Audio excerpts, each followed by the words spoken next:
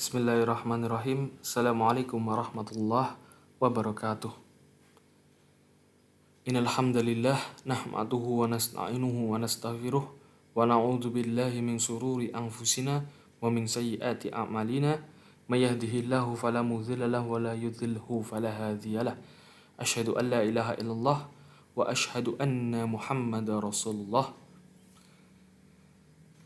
Alhamdulillah.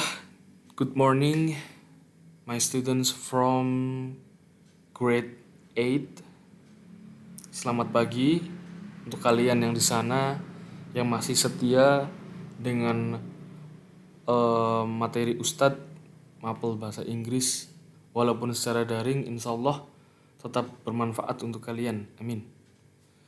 Baik, hari ini kita akan melanjutkan materi yang sudah Ustadz singgung sebelumnya, yaitu mengenai apa? Masih ada yang ingat? Yang kalian tulis di komentar-komentar di YouTube channel Ustadz? Ya, betul. Apa namanya?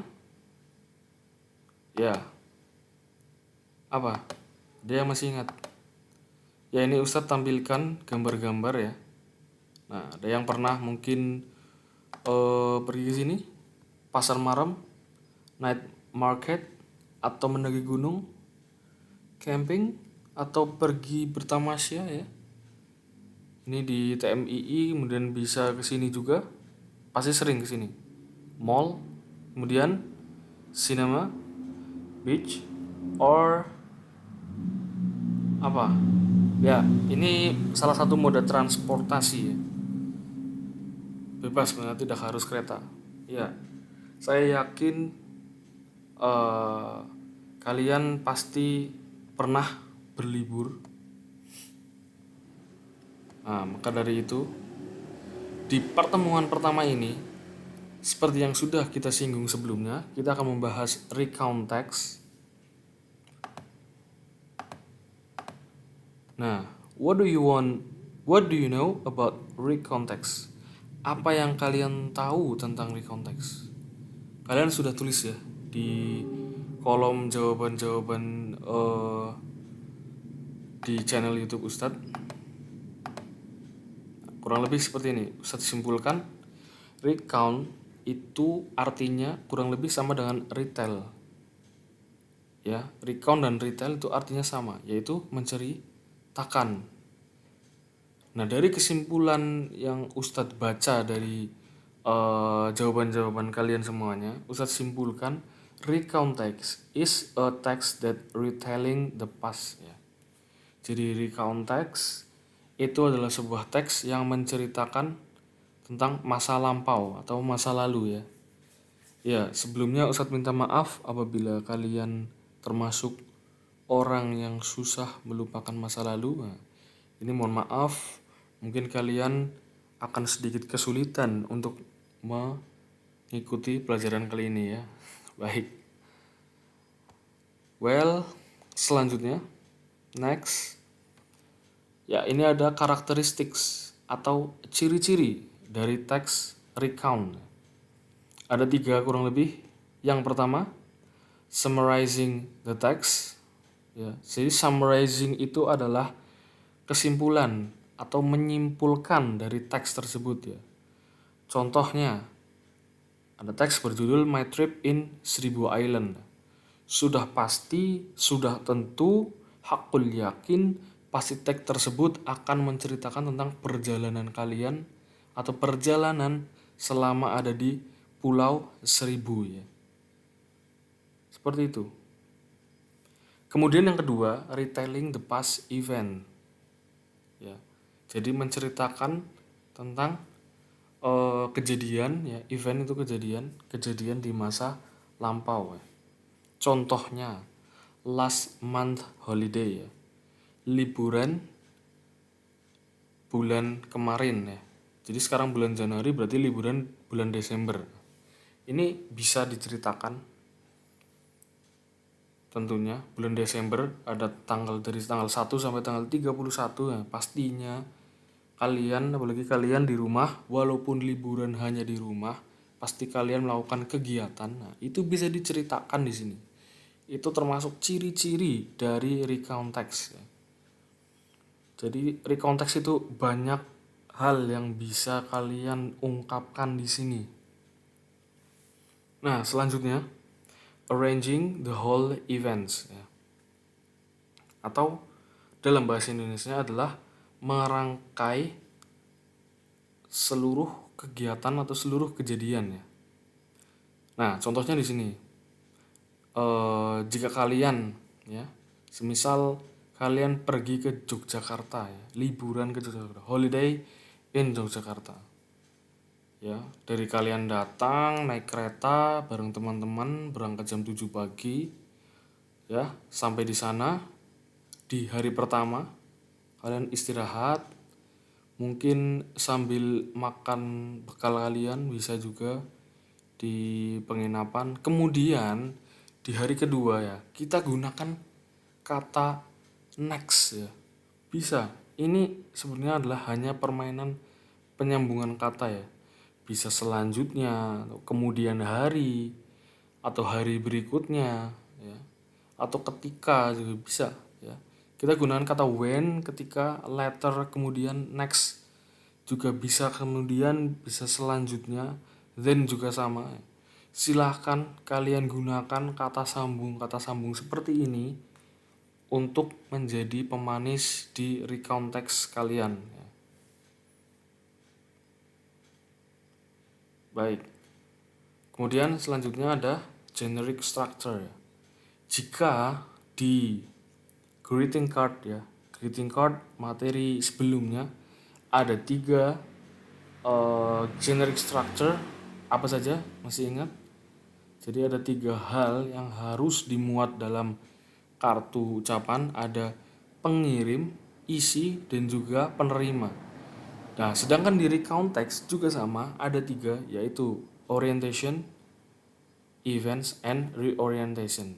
Kita bahas dari orientation. Orientation ini introducing the event. Jadi orientation atau orientasi ini adalah memperkenalkan kejadian kalian. Jadi semisal kalian ingin cerita tentang tadi ya, liburan ke Yogyakarta ya. Kalian liburan ke Yogyakarta bulan Desember, berangkat dengan teman-teman sejumlah 30 orang ya, satu kelas ke Yogyakarta ya. Naik bis misal ya, berangkat jam 7 pagi, kumpul di Zam-Zam. Nah, itu. Wah, dibayangkan seperti itu ya. Jadi itu sebagai pengantar sebelum kalian melakukan kegiatan inti atau kejadian inti yang ingin kalian ceritakan. Itu namanya orientation. Kemudian yang kedua, events, kejadian. Jadi aiming of event. Jadi langsung saja to the point kepada kegiatan-kegiatan kalian selama yang kalian ingin ceritakan ya. Mungkin bisa selama liburan, atau selama 1 bulan, atau selama 1 hari ya, bebas. Ini yang penting kalian sudah pernah mengalaminya, seperti itu. Events. Jadi mungkin seperti tadi ya, hari pertama di Jogja kalian tidur, hanya tidur makan seperti itu ya, istirahat. Hari kedua kalian ke Malioboro. Hari ketiga kalian mungkin ke Candi Borobudur. Hari keempat kalian ke pantai Parangtritis. Wah, itu kan bisa dijadikan rangkaian-rangkaian kegiatan. Kemudian reorientation ya di sini, concluding the event ya, atau menyimpulkan ya serangkaian peristiwa yang sudah kalian alami ya. Di sini biasanya mengungkapkan tentang perasaan ya. Biasanya I felt so happy because ya. Ya kalian merasa senang, bisa juga sedih, tidak masalah. Ini cerita-cerita kalian, kalian bebas mengekspresikan. Ya bisa sad ending, bisa happy ending, bisa berakhir sedih, bisa berakhir senang ya. Kemudian kalian bisa tuliskan jika senang, senangnya kenapa. Mungkin senangnya bisa berkumpul dengan teman-teman satu kelas, pergi ke Jogja bareng-bareng ya. Atau jika sedih mungkin kalian pergi ke Jogja tapi ada mungkin 1 atau 2 teman kalian tidak ikut, rasanya ada yang kurang, itu kan bisa saja kalian ceritakan di sini. Tidak usah takut salah ya, silakan mengekspresikan Ya, ini hanya contoh saja ya. Ya, perhatikan di sini, perhatikan. Di paragraf pertama, some years ago, my friends and I climbed the mountain which was not far from our home. Jadi beberapa tahun lalu, temanku dan aku ya mendaki gunung yang tidak jauh dari rumah kami. We gathered in Diko's home. Kami berkumpul di rumahnya Diko to prepare the food, untuk menyiapkan makanan, perlengkapan, utensil itu perlengkapan, tenda, dan yang lainnya. After all the climber members had gathered, we decided to start to go there at 5 p.m. ya. Jadi setelah semua anggotanya sudah berkumpul, kami memutuskan untuk pergi mendaki sekitar pukul 5 sore. Nah, ini kan sebagai pengantar saja ya. Belum menceritakan tentang mendakinya bagaimana, selama perjalanan bagaimana. Nah, ini sebagai awalan saja. Tadi sebagai orientation. Nah, sudah tentu pasti hakul yakin paragraf kedua, ketiga dan seterusnya ya. Itu pasti tentang isinya ya, tentang eventnya. Itu sudah pasti. Pasti semua cerita reconteks pasti formatnya seperti ini ya, pasti urutannya seperti ini. Kemudian perhatikan, ini ya, cukup penting. Reorientation itu tidak selalu ada di akhir paragraf ya.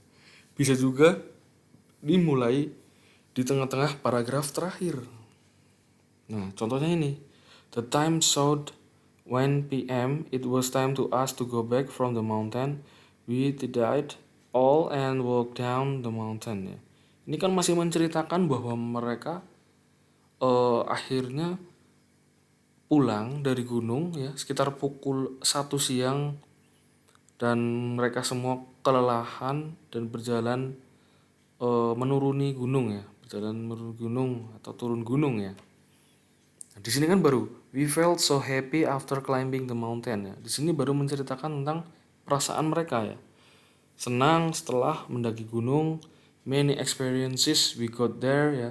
Banyak pengalaman yang mereka dapat, kemudian friendship, persahabatan, and what wonderful world, keindahan pemandangan ya, keindahan dunia pemandangan ya. Kalian pasti sudah sering melihat gambar-gambar pemandangan di baik itu di gunung, di pantai ya. Atau kalian bisa menemukan pemandangan kalian sendiri. Mungkin di belakang rumah kalian ada semacam taman bunga ya. Itu selera orang kan pasti beda-beda ya. Atau mungkin ada yang sudah pernah mendaki. Nah, ini tapi Ustadz tidak menyarankan ya, karena usia kalian masih di bawah umur ya. Stamina-nya masih belum kuat. Baik. Kemudian I hope can get there again. Saya harap bisa pergi ke sana lagi lain waktu, next time. Although I will never know. Meskipun saya tidak tahu kapan. Nah, ini kan dari sini we felt so happy itu kan menunjukkan bahwa mereka senang ya. Jadi setelah kegiatan itu mereka menyimpulkan bahwa mereka senang pergi ke sana. Kenapa senang? Karena many experiences ya. Banyak pengalaman, ada persahabatan, melihat pemandangan yang bagus ya. Kemudian berharap bisa pergi ke sana lagi. Nah, seperti itu. Nah, ini ada Ustadz kasih contoh lagi yang lebih simple ya. Nah, ini satu paragraf lebih simple. Kalian bisa baca sendiri. Mungkin bisa di pause videonya untuk membaca. Pause atau ya di stop dulu untuk membacanya. Nanti kalian bisa menyimpulkan ya. Nah, silakan dari teks ini kalian nanti Ustadz kasih kuis ya, seperti biasa di Google Form. Silakan kalian pause dulu teksnya, atau nanti mungkin jika kalian eh kesulitan untuk menjeda atau pause video ini, silahkan nanti Ustadz sediakan format teksnya di Google Drive ya. Nanti Ustadz kasih linknya di bawah. Ada link Google Drive, Google Form untuk kalian absen juga ya. Jadi kalian juga itu, dan juga jangan lupa ya, jangan di skip videonya karena ini cukup penting materinya di awal semester 2. Jadi nanti ini sebagai perawalan dulu, permulaan dulu. Maka dari itu untuk hari ini sekian dulu dari Ustadz. Semoga yang sedikit ini bermanfaat. Mohon maaf. Wabillahi taufiq wal hidayah. Wassalamualaikum warahmatullahi wabarakatuh.